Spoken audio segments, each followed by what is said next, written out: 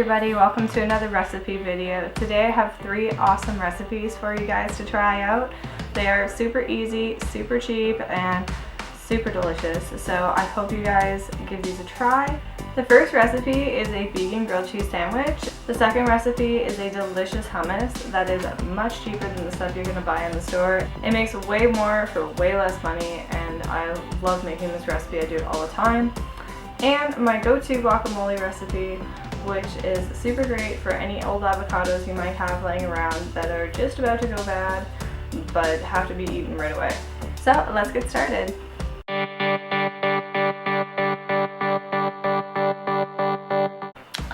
For the first recipe, you will need some bread, some vegan mayo. I have veganese right now, but Hellmann's and just mayo works just as well.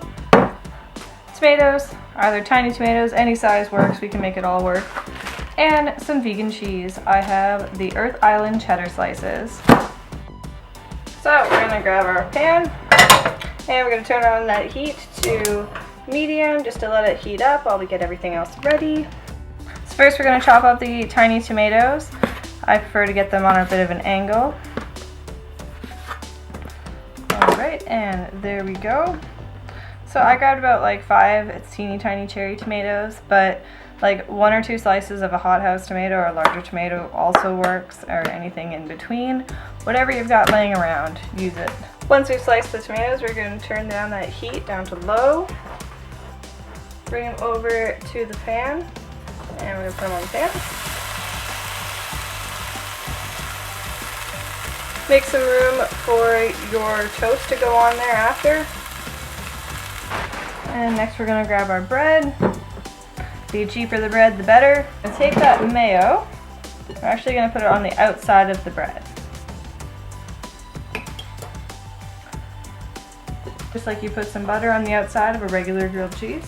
Add the bread, mayo side down onto the pan. And now we're going to flip all the tomatoes over.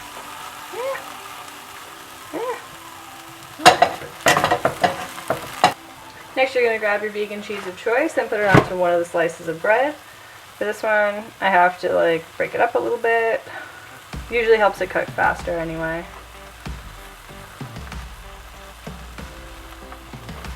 Then we're going to cover that with a lid so that the cheese can melt faster. After a couple minutes we're going to take that lid off and notice that this is starting to soften. So we're going to take those tomatoes and put it on top of the grilled cheese. Alright, once we've got all those tomatoes on top, we're going to take that other slice of bread, this guy on top, and put this back on. Leaving that for a couple minutes. We're going to take that, flip her over, and it should be nice and crispy. It'll look just like that. Seriously guys, it kind of smells like McDonald's. It's really weird. Alright, after a couple minutes, you're just going to check the other side. Flip it over. Should be just as crispy as the first side. Take that, plate it. Now you've got yourself a beautiful grilled cheese. You could either make a couple of these as a meal, or this makes a really great side for soups and chilies and things like that. Let's get that money shot. Oh yeah, that's good stuff. Nice and melted. Awesome. Also great, goes great with spinach, if I had any.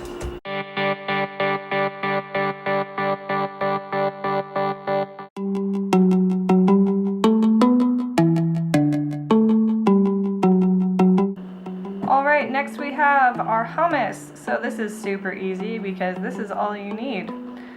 Chickpeas, 2 tablespoons of lime juice, 2 tablespoons of lemon juice, 3 teaspoons of dill, or more or less, however much you like dill, or no dill at all, that's fine. Throw some paprika in there instead. What is that? And we have 1 teaspoon of onion powder and 1 teaspoon of garlic powder. You will also need a food processor of some kind. I'm using a NutriBullet. So you're going to drain and rinse your beans. Place everything into the food processor container, then you're going to have to add some water. Start by adding a 1/2 cup and then add in any more that you need to so it blends properly.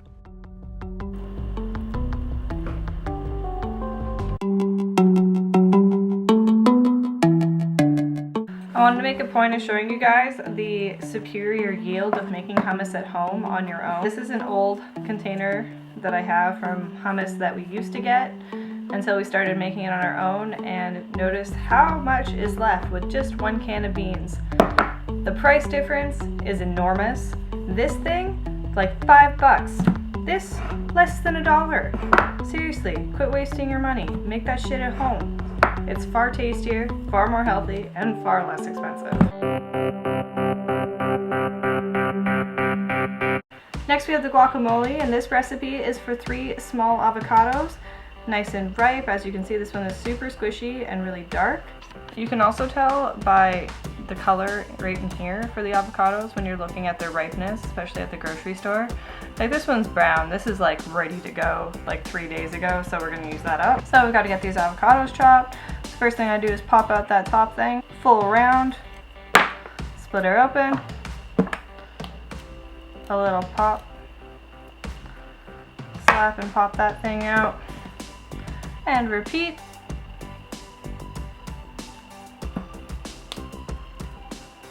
The avocado gods must favor me today. These are all beautiful, which is fantastic. Nice and soft, so they cut through like that, rather than having super ridiculous rocks of avocados which don't do anything and are useless and taste disgusting. I'm gonna take a fork, pierce through, and kind of mush it up while it's in the avocado. That's one technique. Another technique, take a knife, make slits. You can go both ways if you want. Take a spoon and scoop it. Another method, just squeeze it, depending on how lazy you are. You're gonna get some on your hands. It's like inevitable. If somebody doesn't get avocado on their hands when they're making guacamole, like they're doing something in life that I can just only ever hope to achieve. Now it's always good to compost these peels, but before you compost the seeds, keep one nice seed just in case you don't finish the guacamole, and you can put the seed in there to help keep it from going brown too fast. Okay, so take your powder, take your lime juice, you can put that in, a couple cracks of pepper, never hurt. Sometimes I'm being super lazy, I just take the avocado and this chipotle Mrs. Dash and throw that together, and it's also super delicious.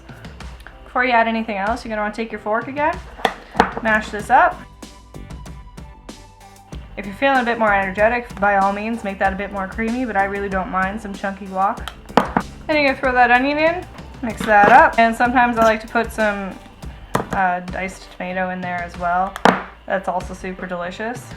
And you can serve that up at a party, or use it for leftovers if you kept one of the seeds, or you could just eat that all on your own like I'm planning on.